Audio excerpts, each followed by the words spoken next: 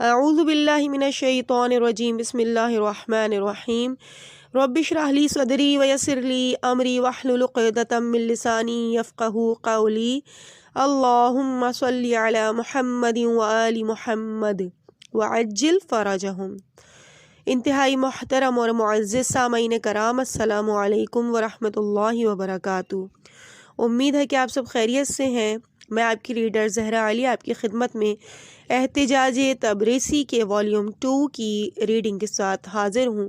اس کتاب کو کاشان بصیرت کی جانب سے ریکارڈ کیا جا رہا ہے اور اس کتاب کا والیوم 1 جو کہ 9 حصوں میں مشتمل تھا، اس کی ریڈنگ کے 9 حصے آپ تک پہنچ چکے ہیں اور اب ہم اس کتاب یعنی احتجاج تبریسی کے حصہ دویم کا آغاز کر رہے ہیں اور یہ اس حصے کی ریڈنگ کا پارٹ 1 ہے۔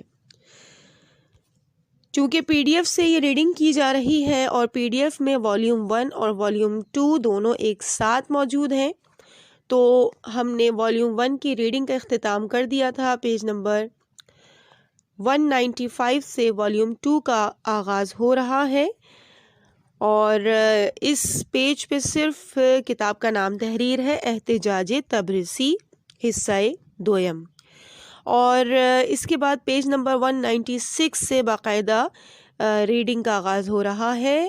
ہیڈنگ ہے خلافت علی علیہ السلام کے بارے میں سلمان فارسی کا احتجاج۔ یہ احتجاج اس خطبے کا حصہ ہے جو سلمان فارسی نے پیغمبر کی وفات کے بعد اصحاب کے سامنے پڑھا تھا، جنہوں نے علی کو چھوڑ دیا، رسول خدا کی وصیت اور عہد کو بھلا دیا، دوسروں کو ان پر مقدم کیا، گویا رسول خدا کی کسی بات کی انہیں اطلاع ہی نہیں۔ امام صادق علیہ السلام نے اپنے آباء و اجداد سے نقل کیا ہے کہ پیغمبر اسلام کی وفات کے 3 روز بعد سلمان فارسی نے لوگوں کو مخاطب کر کے کہا، اے لوگوں، میری باتیں غور سے سنو، اس کے بعد خوب غور و فکر کرو۔ میرے پاس علم و آگاہی خاص طور سے علی بن ابی طالب کی منزلت کے بارے میں بہت زیادہ ہے۔ اگر ان سب کو تمہارے سامنے بیان کر دوں تو کچھ کہیں گے کہ سلمان دیوانہ و مجنون ہے، کچھ کہیں گے کہ خدا سلمان کے قاتل کو معاف کرے۔ آگاہ ہو جاؤ کہ تمہاری دنیا کے کچھ مقدرات ہیں، ان آسمانی مقدرات کے پس منظر میں مختلف آزمائش اور امتحانات دیکھے جاتے ہیں۔ جان لو کہ علی بن ابی طالب کو علم منایا یعنی تقدیر الہی اور علم بلایا یعنی لوگوں کا امتحان، علم میراث، علم وصایا اور فصل الخطاب یعنی صحیح معرف مطالب اور حقائق، اور علم اصل و نسب رسول اکرم صلی اللہ علیہ وآلہ وسلم کی جانب سے ایسے ملے ہیں جیسے جناب ہارون کو حضرت موسیٰ کی طرف سے ملا تھا۔ یہ سب اس وجہ سے ہے کہ حضرت نے ان کے بارے میں فرمایا ہے، میرے خاندان اور اہل بیت کے نسبت تم میرے وصی ہو، میری امت کی نسبت میرے خلیفہ و جانشین ہو، اور تم میری نسبت ہارون کی طرح ہو، لیکن اے لوگوں، تم سب بنی اسرائیل کی طرح راہ حق سے منحرف ہو گئے ہو، جیسے خود جانتے ہو مگر اس پر عمل نہیں کرتے۔ بخدا قسم، بنی اسرائیل کی طرح تم بھی آہستہ آہستہ سختی و مصیبت اور عذاب و پستی کی نزدیک ہو جاؤ گے اور تمام مراحل میں بنی اسرائیل کی طرح رفتہ رفتہ اپنی کامیابی، سعادت اور راہ نجات سے دور ہو جاؤ گے۔ اس پروردگار کی قسم جس کے قبضے میں سلمان کی جان ہے، اگر تم علی بن ابی طالب کی اطاعت اور پیروی کرتے تو یقیناً آسمان اور زمین کی برکت اور نعمت ہر طرف سے تمہیں گھیر لیتی۔ ہوا کے پرندے تمہارا جواب دیتے، دریا کی مچھلیاں تمہاری خواہش کو قبول کرتی، خدا کے بندوں اور دوستوں میں کوئی فقیر نہ ہوتا، اسلام کے مقرر کردہ فرائض و احکام تباہ و برباد نہ ہوتے، احکام الہی میں کوئی اختلاف نہ ہوتا، لیکن تم خوش بختی و سعادت کو اپنے پیروں سے کچل کر دوسروں کے پیچھے چل پڑے۔ اب گرفتاری و مصائب کے لیے آمادہ ہو جاؤ اور خوش نصیبی سے ہاتھ سمیٹ لو۔ میں نے حقیقت امر تم پر واضح کر دیا، اس کے بعد ہمارے اور تمہارے درمیان کی محبت و دوستی قطع ہو گئی۔ اگر علی بن ابی طالب سے تم نے ہاتھ کھینچ لیا تو پھر کس سے توسل کرو گے؟ تم نے ان کے مقام و منزلت کو بھلا دیا۔ یا خود کو فراموش کر دیا ہے؟ کیا تم لوگوں نے رسول اکرم کی موجودگی میں امام علی علیہ السلام کو امیر المومنین کے لقب سے نہیں پکارا تھا؟ کیا رسول خدا نے ان کے بارے میں سخت تاکید اور وصیت نہیں کی تھی؟ بس تمہیں کیا ہو گیا ہے کہ اتنی جلدی مخالفت، حسد و نفاق اور انکار کو اپنا پیشہ قرار دے کر راہ حق سے منحرف ہو گئے ہو؟ پیج نمبر 198، احتجاج ابی ابن کعب دربارہ خلافت امام علی علیہ السلام۔ احتجاج ابی ابن کعب یعنی الف بے چھوٹی یہ ابی، اور اس پہ الف پہ پیش ہے ابی ابن کعب، کاف عین اور بے۔ محمد یحییٰ ابن عبداللہ ابن حسن نے اپنے آباء و اجداد سے نقل کیا ہے کہ ماہ مبارک رمضان کے پہلے جمعے کو جب ابو بکر خطبہ دے رہے تھے تو ابی ابن کعب اپنی جگہ سے کھڑے ہو کر فرماتے ہیں: اے گروہ مہاجرین، خدا کی خوشنودی اور رضائیت کو ہمیشہ اپنی نگاہ میں رکھو، خدا نے بھی قرآن میں تمہاری مدح کی ہے۔ اے جماعت انصار، تم شہر ایمان میں قیام پذیر ہو اور تم نے مسلمانوں کو جگہ عنایت کی ہے، خدا نے اپنی کتاب میں تمہاری بھی تعریف کی ہے۔ کیا تم نے گزشتہ واقعات اور پیغمبر اسلام کی باتوں کو بھلا دیا یا صرف فراموشی کا اظہار کر رہے ہو؟ کیا تم حقائق کو تبدیل کر رہے ہو یا تم مغلوب و عاجز ہو گئے ہو؟ کیا تم بھول گئے کہ رسول اکرم نے امام علی علیہ السلام کے ہاتھوں کو بلند کر کے غدیر خم میں نہیں فرمایا تھا: جس کا میں مولا ہوں اس کے علی بھی مولا ہیں، اور جس کا میں نبی ہوں علی اس کے امیر ہیں؟ کیا تمہاری نگاہوں میں نہیں ہے کہ آن حضرت نے فرمایا: اے علی، تم کو مجھ سے وہی نسبت ہے جو ہارون کو موسیٰ سے تھی۔ ہر زمانے میں میرے بعد تمہاری اطاعت ایسی ہی واجب ہے جیسی میری زندگی میں امت پر اطاعت ضروری تھی، اور میرے بعد کوئی پیغمبر نہیں آئے گا۔ کیا تم نہیں جانتے کہ رسول نے فرمایا: میں تم کو وصیت کرتا ہوں کہ میرے اہل بیت کو مقدم رکھنا اور ان پر کسی کو مقدم نہ کرنا، ان کو اپنا امیر ماننا اور ان پر فوقیت، حکومت اور امارت نہ کرنا۔ کیا آن حضرت کا فرمان یاد نہیں کہ میرے اہل بیت ہدایت کا وسیلہ ہیں اور وہ خدا کی جانب رہنمائی کرتے ہیں؟ کیا علی ابن ابی طالب کے بارے میں آن حضرت کی فرمائشات بھول گئے کہ آپ نے فرمایا: اے علی، تم گمراہوں کی ہدایت کرنے والے ہو اور میری سنت کو زندہ کرنے والے، میری امت کو تعلیم و تربیت کرنے والے اور میری حجت و برہان کو بیان کرنے والے ہو۔ علی ابن ابی طالب لوگوں میں بہترین شخص ہیں، وہی میرے خاندان کے بزرگ اور میرے نزدیک سب سے زیادہ محبوب ہیں، اور ان کی اطاعت میری اطاعت کی طرح ہے۔ کیا تمہیں نہیں معلوم کہ رسول خدا نے اپنی زندگی میں ان پر کسی کو امیر و ولی نہیں بنایا، لیکن ان کو دوسروں پر امیر و بزرگ قرار دیا تھا؟ کیا یہ بھول گئے کہ علی ابن ابی طالب ہمیشہ سفر و حضر اور دوسرے مواقع پر بھی پیغمبر خدا کے ہمراہ رہے؟ کیا فرمان رسول فراموش کر گئے ہو کہ جب انہوں نے فرمایا: جب میں علی ابن ابی طالب کو تم پر امیر و حاکم بنا دوں تو ایسا ہی ہے کہ میں خود تمہارے ساتھ ہوں یا وہ خود میری طرح ہیں؟ کیا تمہیں یاد ہے کہ رسول خدا نے اپنی رحلت سے قبل اپنی دختر گرامی کے گھر ہم سب کو جمع کر کے فرمایا: خداوند عالم نے جناب موسیٰ کو وحی کی کہ اپنے اہل بیت میں سے ایک بھائی اور مددگار کا انتخاب کرو اور اسے اپنا خلیفہ معین کرو اور اس کی اولاد کو اپنی اولاد شمار کرو، تاکہ میں انہیں دنیاوی آفات اور کدورتوں سے پاک و پاکیزہ بناؤں اور ان کے دلوں کو شک و شبہ کی تیرگیوں سے پاک اور خالص کر دوں۔ تو جناب موسیٰ نے اپنے بھائی ہارون کا انتخاب کیا اور ان کی اولاد کو بنی اسرائیل کا پیشوا قرار دیا۔ خدا نے مجھے بھی حکم دیا ہے کہ ہارون کی طرح علی ابن ابی طالب کو اپنا بھائی اور خلیفہ بناؤں اور اس کی اولاد کو اپنی امت کا امام و پیشوا قرار دوں۔ خدا نے ان کو پاک قرار دیا ہے، تم نے جو کچھ سنا کیا وہ سب فراموش کر دیا ہے؟ تمہاری مثال اس شخص کی سی ہے جو عالم مسافرت میں پیاسا ہو اور اس کے سامنے دو راستے ہوں، ایک راستہ شیریں اور خوشگوار پانی کا، دوسرا راستہ تلخ اور شور پانی کا ہو۔ تو کیا اس حال میں وہ شخص صاف و شفاف پانی کا راستے کو چھوڑ کر اس راستے پر جائے گا جو سرگردانی اور گمراہی کا راستہ ہے؟ تم لوگوں نے اپنے کو بیکار اور محمل تصور کر لیا، جبکہ تم عبث اور بے فائدہ نہیں ہو، اور خدا نے بھی تم سے قطع نظر نہیں کیا، اور رسول اکرم نے بھی تمہاری سعادت و خوشبختی کے لیے اپنے بعد کا خلیفہ معین کر دیا ہے، تاکہ وہ احکام الہی اور حقائق دین اور حلال و حرام کو تمہارے واسطے روشن کریں، مگر افسوس تم نے ان کے وجود سے استفادہ نہیں کیا، بلکہ اس کی مخالفت اور دشمنی کر رہے ہو۔ اگر تم اس کی اطاعت و پیروی کرتے تو کبھی بھی تمہارے درمیان اختلاف نہ ہوتا اور یہ امت فرقوں اور گروہوں میں تقسیم نہ ہو جاتی۔ تم اختلاف، تفرقہ، برائیوں اور نقصانات سے واقف نہ ہو کر تصور کر رہے ہو کہ اختلاف امت رحمت اور نعمت اور خوشی کا ذریعہ ہے۔ یہ خیال خام اور بہت بڑی بھول ہے۔ خداوند عالم قرآن مجید میں ارشاد فرماتا ہے کہ تم ان لوگوں میں سے نہ ہو جاؤ جو راہ و برہان واضح ہو جانے کے بعد اپنے درمیان اختلاف اور تفرقہ پیدا کر کے حق اور سیدھے راستے سے منحرف ہو جاتے ہیں، جن کے آگے سخت عذاب اور مصیبت ہوگی۔ جان لو کہ خدا تمہارے اختلاف کی خبر دے رہا ہے کہ یہ لوگ ہمیشہ ایک دوسرے سے اختلاف رکھتے ہوئے واضح اور روشن حقیقت سے اختلاف اور دشمنی کریں گے، مگر یہ کہ ان پر خدا کی توجہ خاص اور رحمت الہی ہو اور تائید و توفیق حق تعالی ان کے لیے راہ مستقیم کو پائیدار اور استوار کر دے۔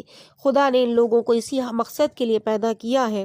میں نے خود رسول خدا کو فرماتے ہوئے سنا ہے کہ اے علی، تم اور تمہارے پیرو پاک فطرت اور حقیقت پر ہیں اور دوسرے لوگ اس حقیقت اور فطرت سے دور ہیں۔ کیا تم نے رسول خدا سے نہیں سنا؟ آپ نے فرمایا، تم لوگ میرے وزیر و وصی سے منحرف ہو جاؤ گے۔ اس کے بعد پیج نمبر 201 ہے، بیعت کے بعد ابو بکر کا اظہار مسرت اور حضرت علی علیہ السلام کا احتجاج۔ امام صادق فرماتے ہیں علیہ السلام کہ جب لوگ ابو بکر کی بیعت کر کے ان کے اطراف جمع ہو گئے تو ابو بکر ہمیشہ حضرت علی کے سامنے خوش روئی اور مسرت کا اظہار کرتے اور کسی طرح سے بھی ان کی رضائیت اور خوشنودی حاصل کرنا چاہتے، اس سلسلے میں عذر خواہی بھی کرنا چاہتے تھے۔ پھر انہوں نے حضرت علی سے درخواست کی کہ صرف 2 شخص سے خصوصی ملاقات اور گفتگو کا وقت دیں۔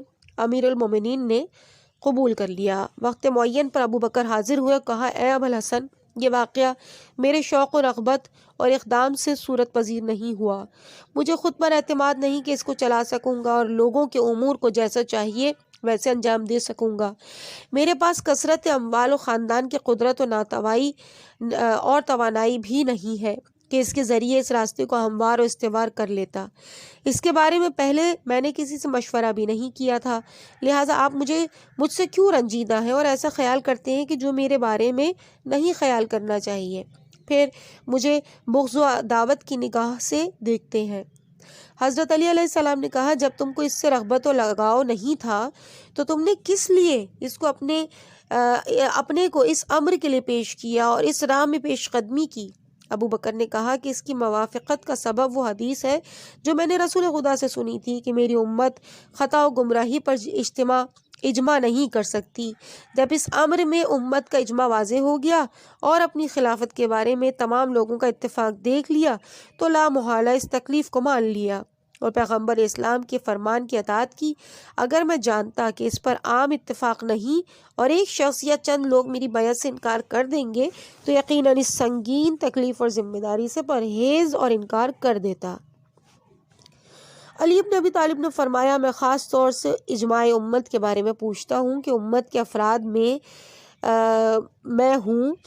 امت کے افراد میں ہوں یا نہیں؟ ابو بکر نے کہا، ہاں آپ ہیں۔ امیر المومنین نے فرمایا، آیا وہ گروہ جس نے تمہاری بیعت سے مخالفت کی، مثال کے طور پہ سلمان، ابو ذر، عمار، مقداد، سعد ابن عبادہ وغیرہ، امت میں سے ہیں یا نہیں ہے؟ ابو بکر نے کہا، ہاں سب امت سے ہیں۔ امیر المومنین نے فرمایا، تو پھر کیسے ممکن ہے کہ تم اجماع امت کی حدیث سے اپنے دعوے کو ثابت کرو جبکہ ان لوگوں نے تمہاری بیعت سے مخالفت کی ہے اور اس کی نگاہ اور اس کا انکار کیا ہے؟ یہ سب لوگ پاک سرشت اور پرہیزگار اور رسول اکرم کے اصحاب اور ہم نشین خاص میں سے ہیں۔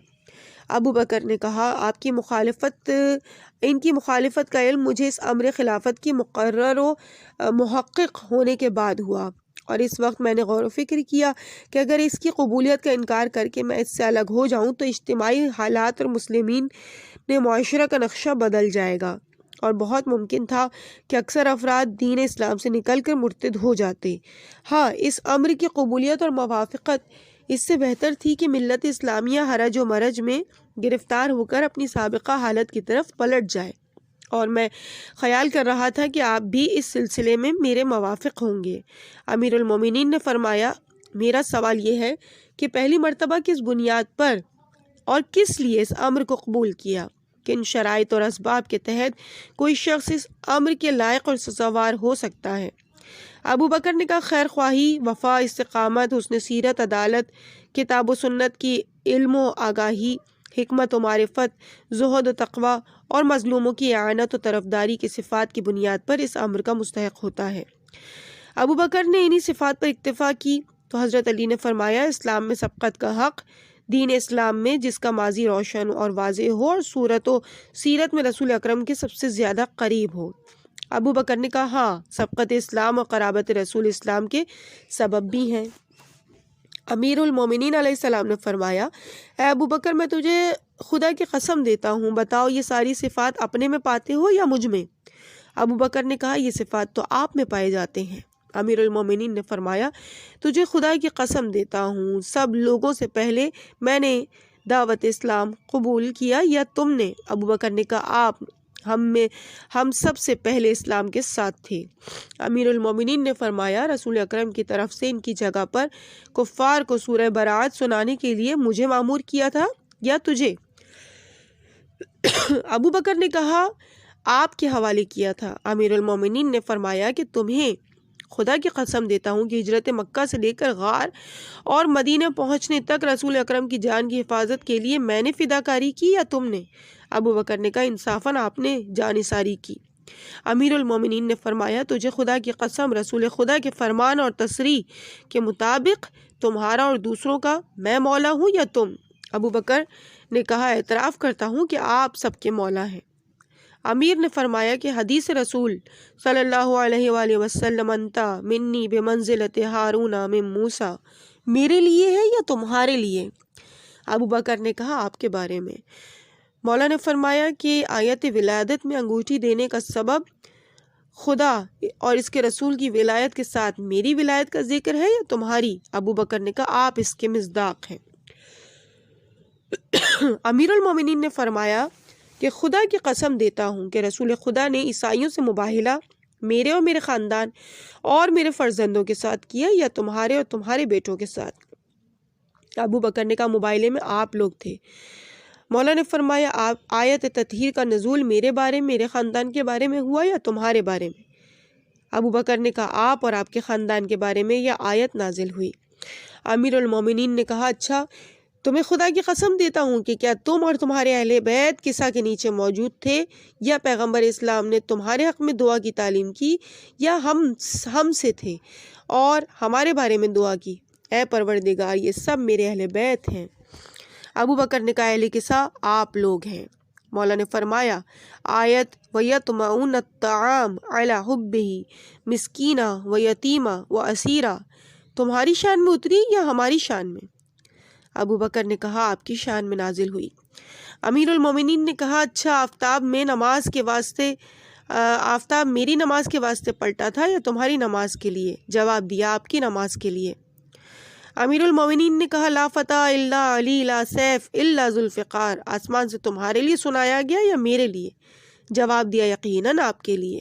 فرمایا، رسول اکرم نے جنگ خیبر میں علم تمہارے ہاتھ میں دیا تھا یا میرے ہاتھ میں کہ جس سے مسلمانوں کو فتح نصیب ہوئی؟ جواب دیا، آپ کے ہاتھ میں دیا تھا۔ فرمایا کہ جنگ خندق میں عامر ابن عبدود کا قتل تمہارے ہاتھوں ہوا یا میرے ہاتھ؟ جواب دیا، آپ کے ہاتھوں۔ فرمایا کہ آبا و اجداد کی طہارت اور نسبت میں رسول کے ساتھ میں شریک ہوں یا تم؟ جواب دیا، آپ شریک ہیں۔ امیر المومنین نے کہا کہ دختر پیغمبر فاطمۃ الزہرا سلام اللہ علیہا کی تزویج کے لیے خدا اور اس کے رسول کی جانب سے میرا انتخاب ہوا یا تمہارا؟ جواب دیا آپ کا۔ امیر المومنین نے کہا کہ نواس رسول جوانان جنت کے سردار جناب حسنین کے باپ تم ہو یا میں؟ ابو بکر نے جواب دیا آپ۔ امیر المومنین نے کہا جسے خدا نے 2 پر عطا کیے اور جنت میں پرواز کرتے ہیں وہ تمہارے بھائی ہیں یا میرے؟ جواب دیا آپ کے بھائی ہیں۔ فرمایا کہ رسول خدا کے قرضوں کو ادا کرنے والا، ان کے وعدوں اور وصیتوں کو پورا کرنے والا میں ہوں یا تم؟ جواب دیا آپ ہیں۔ امیر المومنین نے فرمایا کہ جب رسول خدا نے مرغ بریاں کھانے کے لیے دعا کی، پروردگار اپنے محبوب ترین بندے کو یہاں بھیج دے، اس وقت میں حاضر ہوا یا تم حاضر ہوئے؟ جواب دیا آپ حاضر ہوئے۔ امیر المومنین نے فرمایا رسول خدا نے ناکسین و مارقین و قاسطین سے جنگ و قتال کا مزدہ دے کر فرمایا میں نے تنزیل قرآن پر مقاتلہ اور مبارزہ کیا اور تم تعویل قرآن پر ہوگے، وہ میں ہوں یا تم؟ ابو بکر نے کہا آپ ہیں۔ امیر المومنین نے فرمایا کہ جب رسول خدا نے عالم علم قضاء و فضل الخطاب سے تعارف کرا کے فرمایا علی تم سب سے پہلے علم قضاء و قدر سے آگاہ ہوں گے، وہ میں ہوں یا تم؟ جواب دیا وہ آپ ہیں۔ کہتے ہیں فرمایا کہ رسول نے اپنی زندگی میں اپنے اصحاب سے فرمایا علی کو امیر المومنین کہہ کر بلائیں، یہ میرے حق میں ہے یا تمہارے حق میں؟ جواب دیتے ہیں یہ بھی آپ کے بارے میں ہے۔ امیر المومنین نے فرمایا رسول خدا کا غسل و کفن میں نے کیا تھا یا تم نے؟ ابو بکر نے جواب دیا آپ نے انجام دیا تھا۔ امیر المومنین نے فرمایا کہ رسول خدا کے کاندھے پر بلند ہو کر خانہ کعبہ کے بتوں کو توڑنے والے تم ہو یا میں؟ ابو بکر نے جواب دیا آپ ہیں۔ پھر فرمایا کہ آیت اول القربہ کے مصداق ان کے اقربا میں سے تم ہو یا میں؟ ابو بکر نے جواب دیا آپ ہیں۔ پھر امیر المومنین نے فرمایا کہ حدیث رسول کہ تم دنیا اور آخرت میں میرے علم بردار ہوگے اور میرے حق میں ہے یا تمہارے حق میں؟ ابو بکر نے کہا آپ کے حق میں ہے۔ امیر المومنین نے فرمایا میں تم کو خدا کی قسم دیتا ہوں کہ جب مسجد کے کھلے ہوئے تمام دروازوں کے بند کرنے کا حکم ہوا سوائے ایک دروازے کے تو وہ میرے گھر کا دروازہ تھا یا تمہارے گھر کا؟ جواب دیا آپ کے گھر کا دروازہ تھا۔ امیر المومنین نے کہا رسول خدا کے بات کرنے اور سرگوشی سے پہلے تم نے صدقہ دیا تھا یا میں نے؟ جواب دیا صدقہ دینے والے صرف آپ تھے۔ امیر المومنین نے پوچھا کہ رسول اکرم نے اپنی بیٹی سے فرمایا میں نے تمہارا عقد اس سے کیا جو سب سے پہلے ایمان لایا اور وہ تمام لوگوں پر فضیلت و برتری رکھتا ہے، یہ انہوں نے تمہارے بارے میں فرمایا یا میرے بارے میں؟ ابو بکر نے کہا آپ کے بارے میں فرمایا۔ علی بن ابی طالب نے یہ دلائل اور برہان یک کے بعد دیگر بیان فرمائے اور ابو بکر نے ایک ایک کی تصدیق کی، یہاں تک کہ ابو بکر رونے لگے اور ان کی حالت دگرگوں ہو گئی۔ امیر المومنین نے فرمایا جو کچھ میں نے کہا وہ امامت اور خلافت کے دلائل اور اس کی علامتیں ہیں۔ انسان ان باتوں سے امر خلافت کے مستحق ہو سکتا ہے اور ولایت امر مسلمین کی ذمہ داری سنبھالنے کے لائق بنتا ہے۔ اے ابو بکر کس چیز نے تم کو خدا اور رسول کے احکام اور فرامین سے روک کر اس امر میں دھوکہ دیا ہے، درحالانکہ تمہارے اندر ان دلائل میں سے کوئی ایک دلیل بھی نہیں پائی جاتی؟ ابو بکر نے روتے ہوئے کہا آپ سچ کہہ رہے ہیں، مجھے مہلت دیجیے تاکہ میں اپنے بارے میں ان بیان شدہ چیزوں کے سلسلے میں خوب غور و فکر کر لوں۔ امیر المومنین نے فرمایا جتنا چاہو وقت لے لو، جتنا چاہو دقت کر لو۔ ابو بکر نہایت تاثر حزن و ملال کے ساتھ وہاں سے اٹھے اور اس وقت منصب خلافت علی کو واپس کرنے اور اس مقام میں استعفیٰ دینے کے لیے تیار ہو گئے۔ اس دن کسی کو ملاقات کی اجازت نہیں دی۔ عمر ابن خطاب اس گفتگو سے مطلع ہوئے تو متعجب اور مضطرب ہو کر ٹہل رہے تھے۔ ادھر ابو بکر رات کو سوئے خواب میں رسول خدا کو دیکھا، سلام کیا، حضرت نے اپنا رخ دوسری طرف پھیر لیا۔ ابو بکر اٹھ کر دوسری طرف بیٹھے اور اس مرتبہ بھی اپنا رخ موڑ لیا۔ ابو بکر نے کہا یا رسول اللہ مجھ سے کون سا گناہ اور نافرمانی سرزد ہو گئی؟ رسول نے جواب دیا تمہارے سلام کا جواب کیسے دوں جبکہ تم اس کو دشمن رکھتے ہو جسے اللہ اور رسول دوست رکھتے ہیں؟ یہ منصب خلافت اس کے مصداق اور مالک کو واپس کر دینا۔ ابو بکر نے پوچھا اس کا اہل کون ہے؟ فرمایا وہ شخص جس نے تم سے مناظرہ و مباحثہ کیا اور تیری ملامت کی۔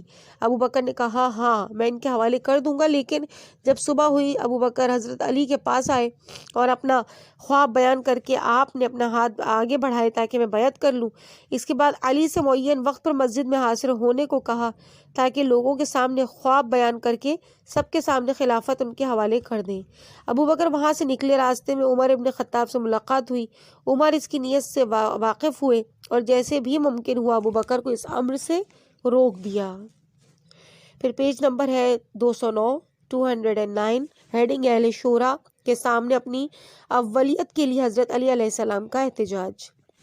اس احتجاج کی عبارتیں گزشتہ کی طرح اس لیے مندرجہ ذیل عبارتوں پر اکتفا کریں گے۔ حضرت امام محمد باقر علیہ السلام اپنے آباء و اجداد سے نقل کرتے ہیں کہ جب عمر ابن خطاب کی موت کا وقت قریب آیا تو انہوں نے 6 افراد حضرت علی ابن ابی طالب، عثمان ابن عفان، زبیر ابن عوام، طلحہ ابن عبید اللہ، عبد الرحمن ابن عوف اور سعد ابن ابی وقاص کو بلایا اور حکم دیا کہ حجروں میں بیٹھ کر ایک دوسرے سے مشورہ کریں، پھر ان میں سب سے لائق اور سزاوار کو خلیفہ منتخب کر لیں۔ اس وقت تک حجرے سے باہر نہ آئیں جب تک کہ کسی کی بیعت نہ کر لیں۔ اگر ایک یا دو نفر مخالفت کریں اور بیعت سے انکار کریں تو ان کو قتل کر دیا جائے۔ جب عثمان ابن عفان کو منتخب کر لیا گیا اور حضرت علی شورا کی اقلیت میں تھے تو اتمام حجت اور حقیقت کی وضاحت کے لیے فرمایا چونکہ تمہاری رائے میرے خلاف واقع ہوئی ہے، اس لیے تم سے کچھ باتیں پوچھتا اور تقاضا کرتا ہوں کہ اس کا صحیح جواب دو۔ تمہیں خدا کی قسم دیتا ہوں کہ تمہارے درمیان میرے علاوہ کوئی اور ہے کہ رسول خدا نے مجھے جنگ خیبر میں مسلمانوں کا علم اس کے ہاتھ میں دیا ہو جس کے ہاتھ میں، اور اپنے ہاتھوں سے اس کی آنکھوں کو مس کیا ہو جس سے اس کو شفا مل گئی ہو۔ تمہارے درمیان میرے علاوہ کوئی ہے جسے رسول خدا نے حکم پروردگار سے اپنے ہاتھوں پر اٹھا کر جب غفیر میں اس کا تعارف کراتے ہوئے فرمایا ہو جس کا میں مولا، علی بھی اس کا مولا، خدا بند عالم اس کو دوست رکھ جو اس سے دوست رکھے اور اس کو دشمن رکھ جو اس کو دشمن رکھے۔ تمہارے درمیان میرے علاوہ کوئی ہے جو رسول خدا کا بھائی ہو یا ایام سفر میں ہمیشہ ان کا رفیق اور ساتھی رہا ہو؟ تمہارے درمیان میرے علاوہ کوئی اور ہے جسے رسول خدا نے کلمات کی تعلیم دی ہو اور اس نے اس کے ہر کلمے سے ہزار دوسرے کلمات پیدا کر لیے ہوں؟ تمہارے درمیان میرے علاوہ کوئی اور ہے جس کے بارے میں آن حضرت نے فرمایا ہو تم اور تمہارے پیرو قیامت کے دن کامیاب ہوں گے؟ تمہارے درمیان میرے علاوہ کوئی اور ہے جس کے سلسلے میں آن حضرت نے فرمایا ہو وہ شخص جھوٹا ہے جو مجھ سے محبت کرتا ہے، علی ابن ابی طالب کو دوست نہ رکھتا ہو؟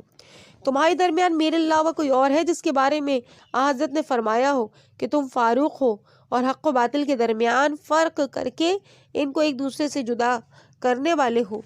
کیا میرے علاوہ کوئی اور دوسرا تھا جس نے شجاعت و دلیری سے یہودی مرہب کو قتل کیا؟ میرے علاوہ کوئی دوسرا تھا جس نے قلعہ خیبر کو اکھاڑ کر خیبر کو فتح کر لیا اور جس قلعے کو 40 افراد نہیں کھول سکتے تھے؟ کیا رسول خدا نے کسی دوسرے کے لیے فرمایا تم میرے نفس کی مانند ہو، تمہاری محبت میری محبت، تمہارا بغض میرا بغض ہے؟ کیا رسول نے میرے علاوہ دوسرے کے بارے میں فرمایا کہ علم قضاء و قدر کے تم سب سے بڑے عالم ہو، خدا کے عہد و پیمان کو مخلوق خدا میں سب سے زیادہ وفا کرنے والے ہو، اس امر خدا میں تمہاری استقامت سب سے زیادہ ہے، خدا کے نزدیک تمہارا مقام سب سے بلند اور بالا ہے اور تم عدالت و مساوات کے لحاظ سے سب سے افضل ہو؟ کیا میرے علاوہ کسی غیر کے لیے رسول نے فرمایا تم لوگوں پر تمہاری فضیلت اور برتری ایسی ہی ہے جیسے چاند اور سورج کی برتری اور فوقیت ہے؟ کیا میرے علاوہ کسی غیر کے لیے رسول نے فرمایا سب لوگ الگ الگ درخت سے ہیں لیکن میں اور تم ایک ہی درخت سے ہیں؟ کیا رسول نے میرے علاوہ کسی دوسرے کے لیے فرمایا کہ تم دوزخ کے تقسیم کرنے والے ہو، پاک و پاکیزہ اور پرہیزگار لوگوں کو اس سے نکال کر کافروں کو اسی آگ میں چھوڑ دو گے؟ تمام اہل شورا نے ایک ساتھ ان کے ایک قول کی تصدیق کی۔ امیر المومنین نے فرمایا جب یہ تمام باتیں درست اور تصدیق شدہ ہیں تو تقوی کا سچا اور صحیح راستہ اختیار کر کے غضب و عذاب خدا سے بچے رہو، اور رسول خدا کے عہدوں اور ان کی وصیت کی مخالفت نہ کرو، حقیقت خدا کی رعایت کرو اور خلافت اس کے حوالے کر دو جو اس کی صلاحیت اور لیاقت رکھتا ہے۔ عزیز سامعین، اس مقام پر ہم ریڈنگ کے اس حصے کو یہیں پر روکتے ہیں، یعنی والیوم 2 کتاب احتجاج تبرسی کے والیوم 2 کی ریڈنگ کے پارٹ 1 کے ساتھ ہم یہیں پہ اپنی ریڈنگ کو اختتام کرتے ہیں۔ انشاءاللہ اس سے آگے کی ریڈنگ کو پیج نمبر 212 سے کنٹینیو کیا جائے گا، اور ہیڈنگ ہوگی حضرت علی علیہ السلام کا احتجاج۔ مجھے اپنی دعاؤں میں یاد رکھیے گا۔ والسلام علیکم ورحمۃ اللہ وبرکاتہ۔